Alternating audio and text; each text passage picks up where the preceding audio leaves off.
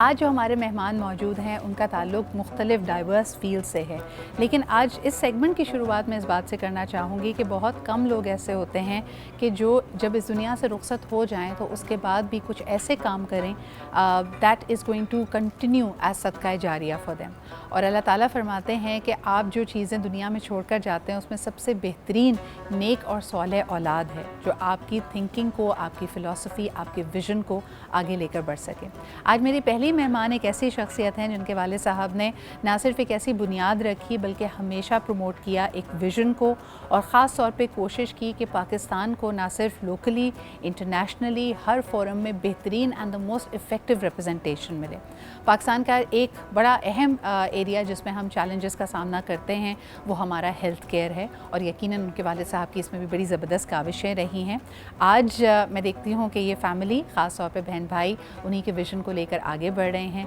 Wellness, health care and thought leadership में एक बड़ा मुस्तनद नाम बनकर सामने आए हैं। हमारे साथ आज मौजूद हैं, हमारे प्रोग्राम का हिस्सा बनेंगी और उनसे हम यकीनन विज़न एंड इस पर्पस के बारे में भी बात करेंगे कि how to find your purpose and how to commit to yourself. She is the chief growth officer at the Martin Dow group and she is also the director of Wellnox. हमारे साथ मौजूद हैं डॉक्टर अनम अखाई। कैसी हैं अनम? अल्हम्दुलिल्लाह, how are you? मैं बिल्कुल ठीक, और जब भी आपसे मुलाकात होती है मुझे जावेद अंकल बहुत याद आते हैं, क्योंकि ना सिर्फ उनके साथ मेरा वर्ल्ड इकोनॉमिक फ़ोरम पे जाना हुआ, लेकिन मैंने जितने फ़ोरम्स पे उनसे गुफ्तगू की, बहुत ही नफीस इंसान जिन्होंने हमेशा ये कोशिश की कि पाकिस्तान का बेहतरीन रुख दुनिया के सामने रखा। बहुत बहुत शुक्रिया, thank you very much, memories में याद रखने। Thank you very much. Doctor Anam, मुझे बताएं कि ना सिर्फ ये कि आपका इदारा बल्कि आप खुद भी, you have been in the forefront of the wellness dialogue and conversations.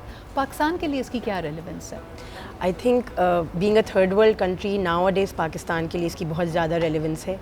एक पोस्ट कोविड में हमने बहुत ज़्यादा ये सिनारियो देखा हमारी ख़ुद की पॉपुलेशन में, पाकिस्तान की पॉपुलेशन में, कि ग्लोबली ये एक ट्रेंड पिछले सालों में सामने आया था कि लोग एक्टिव लाइफस्टाइल, हेल्दी लिविंग को परसू करना चाह रहे हैं, लेकिन पाकिस्तान में जो है वो रिएक्टिवनेस बहुत ज़्यादा कॉमन थी, प्रोएक्टिवनेस इतनी ज़्यादा कॉमन नहीं थी। हम अपना मेंटली, फ़िज़िकली, सोशली किस तरीके से अपने आप को जज करते हैं, अपने आप को पहले कैसे रखते हैं, वो एक चीज़ जो है वो हमारी पॉपुलेशन का उस तरीके से हिस्सा नहीं थी जो अब है।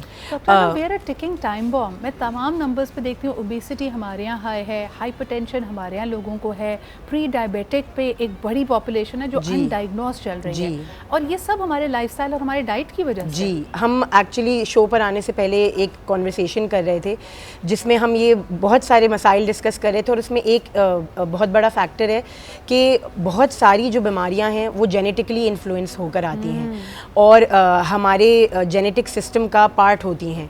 उनको आप चेंज नहीं कर सकते, वो फैमिली में जनरेशन्स में चलती रहती हैं, लेकिन उससे एक बहुत बड़ा फैक्टर जो अब हमारे लाइफस्टाइल का पार्ट है वो इन्वायरमेंटल फैक्टर्स हैं कि हमारे इकोसिस्टम में क्या क्या मौजूद है। और पहले बेसिक और सिंपल लाइफस्टाइल हुआ करते थे, अब जो है वो हमारे यहाँ पोल्यूशन है, बहुत ज़्यादा इलेक्ट्रॉनिक का इस्तेमाल है, इसके अलावा जो है स्ट्रेस बहुत ज़्यादा है, चाहे वो फ़िज़िकल स्ट्रेस है, इमोशनल स्ट्रेस है।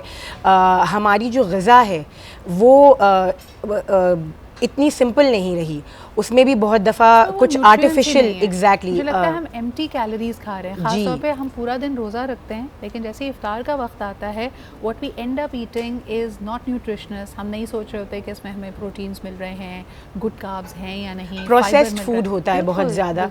तो इस तरह की चीज़ें जब वो उस जेनेटिक एलिमेंट के साथ कंबाइन होती हैं तो बहुत ज़्यादा डिजीज़ का सिनारियो या जो परसेंटेज है वो बढ़ जाता है। और ये ग्लोबली भी एक ट्रेंड रहा है और लोकली भी एक ट्रेंड रहा है। जैसे एक और चीज़ हम डिस्कस कर रहे थे कि विटामिन डी या आयरन जो है वो हर दूसरे बंदे को पाकिस्तान में उसकी डेफिशिएंसी होती है। ऐसा नहीं है कि वो बंदा एक लो सोशो इकनॉमिक क्लास और स्टेटस से ताल्लुक़ रखता हो। आप किसी भी सोशो इकनॉमिक स्टेटस को उठाकर अगर देखेंगे, चाहे वो ग़िज़ा अच्छी खा रहे हों, अच्छा लाइफस्टाइल गुजार रहे हों, लेकिन अगर एक बैलेंस्ड ग़िज़ा नहीं ले रहे, प्रोसेस्ड आइटम्स ले रहे हैं, एक्सरसाइज का ख्याल नहीं रख रहे, अपनी इमोशनल वेलबींग का ख्याल नहीं रख रहे, तो कहीं ना कहीं ज़िंदगी के किसी हिस्से में जाके आपकी फ़िज़िकल हेल्थ ज़रूर कॉम्प्रोमाइज़ होती है। ख़ास तौर पे ये भी आप देखें कि यानी हमारी जो फीड है ना, किसी ने कल बड़ी अच्छी मुझसे चीज़ शेयर की कि growing up is also realising कि your feed is just not what you eat. Exactly. It is also to do with the thoughts, it also has to do with the skills, the company that you keep.